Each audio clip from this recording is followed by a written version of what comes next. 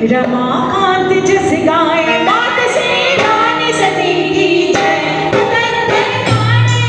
की जय, मात से रानी सती की जय,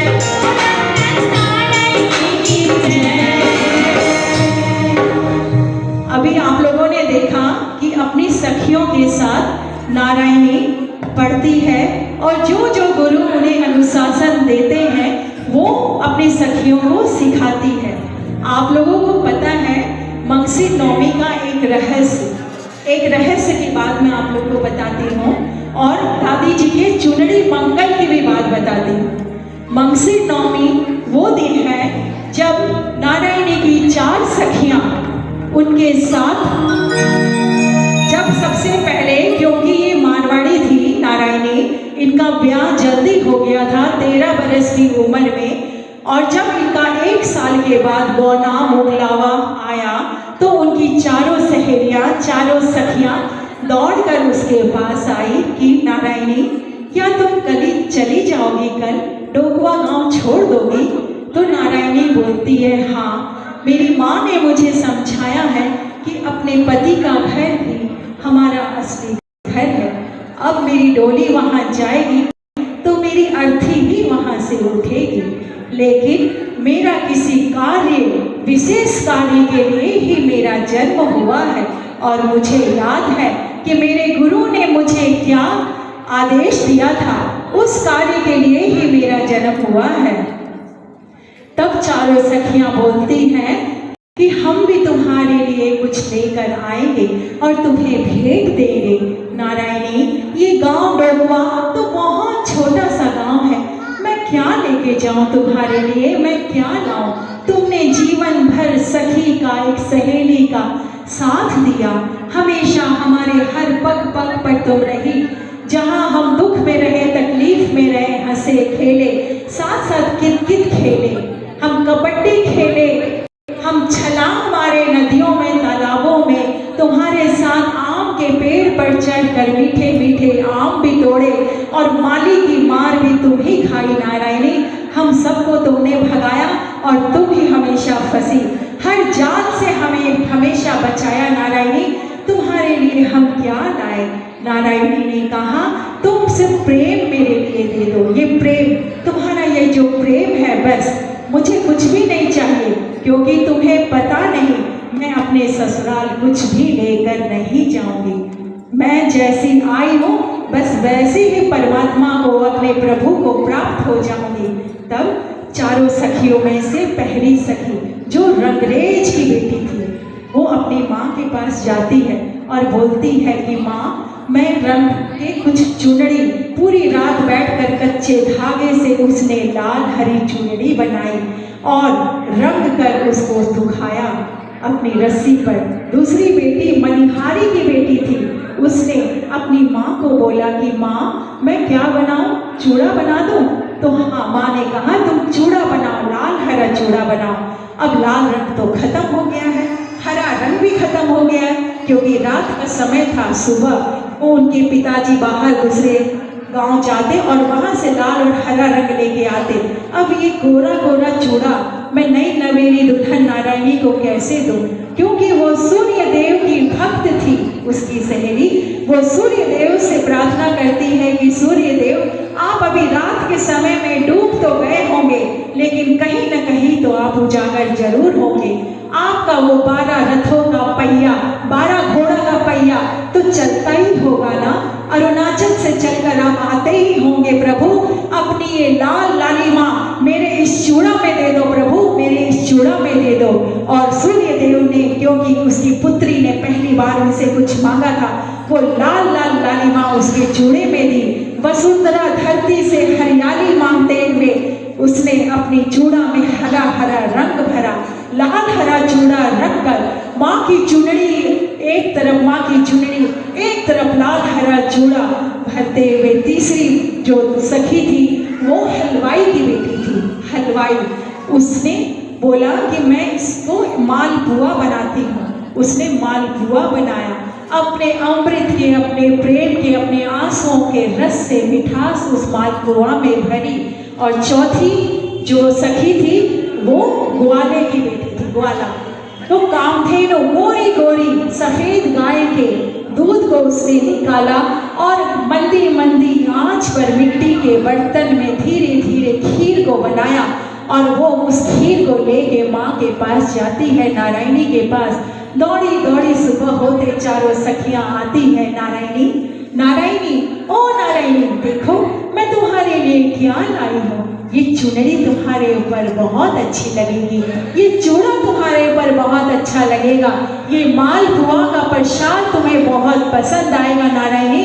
और ये खीर कामधेनु गोरी गोरी गाय का हल्की हल्की आंच में पका हुआ, देखो सौंधी सौंधी इसकी खुशबू माटी के मटकी में मैं लेके आई हूँ नारायणी, ये तुम्हें अति प्रिय होगी। देखो इसको खा के तो देखो नारायणी। नारायणी ने चारों चीजों को अपने रथ में रखा और अपनी डोली पे सजाते हुए वो विदा हो जाती है। चारों सखियों के साथ वो इस तरीके से फूट फूट कर रोती है कि पूरा गांव आंसुओं से भर जाता है। सबका मन कलेजा वह उठता है कि ये पांचों सखियों का प्रेम, ऐसा प्रेम तो कभी न देखा है, न कभी देखा होगा। कहा जाता है ना कि बहनों का ही प्रेम होता है, माँ का ही प्रेम होता है, दादी का और नानी का प्रेम होता है। नहीं भाभी, ऐसा नहीं है, सखियों का भी प्रेम बहुत होता है। और ऐसा प्रेम सखियों का होता है जिसका कोई मुकाबला नहीं है, जिससे हम लोग हर तरह की बात कर सकते हैं, अपने सुख दुख की अपनी सारी बातें कर सकते हैं सखियों के साथ, अपनी सहेलियों के साथ। ऐसा उदाहरण नारायणी ने दिया था। जब वो बैठ के डोली पे जाती है, चूड़ा को देखते हुए वो चूड़ा पहनती है अपने हाथों में और अपने सर पर वो चुनरी को ओढ़ती है। खीर को और मालपुआ को वो लेके जाती है कि अभी तो और भी रहस्य बाकी है। जब वो खीर और मालपुआ लेके जाती है और आगे आगे जैसे जैसे अग्नि प्रज्वलित होती है, वो सती रूप में जब अपने पति के साथ बैठती है तो राणा जी को बोलती है कि हे राणा, ये चुनरी मैं तुम्हें दे रही हूँ, इसका प्रयोजन भी तुम्हें बताऊंगी, क्योंकि चुनरी अति प्रिय है जो कभी भी जलनी नहीं चाहिए। कभी ना वो जलती है ना कभी वो जलेगी। चुनरी अति प्रिय और इसका प्रयोजन बहुत ऊपर होता है। ये सर माथा पे रहती है और ये हमेशा सर माथे पे रहे। राणा जी, आप इस चुनरी को लो और ये जो अग्नि प्रज्वलित है इसका पहले भोग लगाओ। और यही खीर पूड़ा जो रथ में से अपनी डोली में से उतारते हैं और यही उस अग्नि में सबसे पहले भोग माँ को लगा था, इसीलिए माँ को अति प्रिय है। वो चूड़ा से ही अग्नि प्रकटाई थी माता ने, क्योंकि सूरज की लकड़ी थी के अंदर, वही सूरज से अग्नि प्रकटाते। उनके पास कोई माचिस नहीं थी उस समय, कोई घी माचिस नहीं था, कोई गोईठा कोयला नहीं था, उसी वो अग्नि को प्रकटाई थी। और उस माटी के हांडी में 3 दिन तक जब वो अग्नि प्रज्वलित होती रही, तब उन्होंने कहा था राणा जी, 3 दिन के बाद जब ये शांत हो जाए, मेरी और तन्नन जी की अस्थियां इस माटी के हांडी में भरना और इस चुनरी को सदैव ऊपर रखते हुए उस ऊपर से उसी को बांधना, उस मटकी को, और उस घोड़े में बांध देना जो अपने आप घोड़ा जहाँ जाकर रुक जाएगा वहीं पर मेरी अस्थियां होगी और वही मेरा मंदिर बन जाएगा। इसीलिए मंगसिर नवमी का बहुत बहुत महत्व है, चुनरी मंगल का बहुत महत्व है, चुनरी का अति महत्व है, जो हमें कभी भी ना ओढ़ बाथरूम में जाना चाहिए, ना हमें प्याज लहसुन खाना चाहिए, ना बाहर के चाट पकोड़े खाना चाहिए।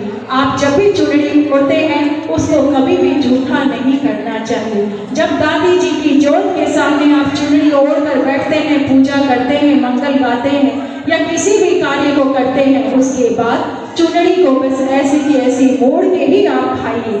आप बाथरूम जाइए या खाइए या गंदा हाथ या जूठा हाथ करिए, चुनरी का अति महत्व है। और उस चुनरी से भी ज्यादा प्रिय चुनरी मंगल है, जो दादी जी को अति गोपनीय और अति प्रिय है।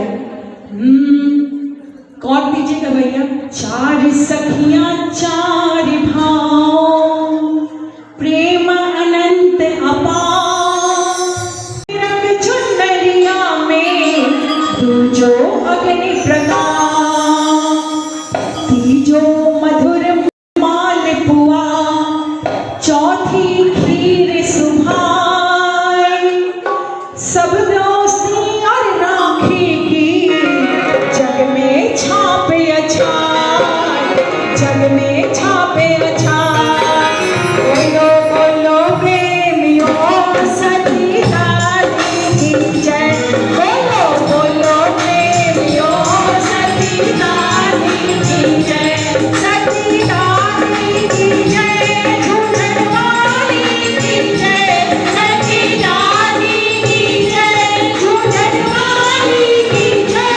बोलो बोलो प्रेमियों सती दादी की जय, बोलो बोलो प्रेमियों सती दादी की जय। श्री रानी सत्ये रमा, श्री नारायणी चरितमानस तृतीय स्कंद, देहि सौभाग्यं रोग्यं देहि मे परम सुखं, रूपं देहि जयं देहि यशो देहि द्विषो जयि। दैत्यों को मारने वाली तथा ब्रह्मा जी को वरदान देने वाली देवी, मुझे सौभाग्य दो, आरोग्य दो, परम सुख दो, आत्म स्वरूप का ज्ञान दो, जय मोह पर विजय दो, यश मोह विजय तथा ज्ञान प्राप्ति रूप यश दो, मेरे काम क्रोध आदि शत्रुओं का नाश करो।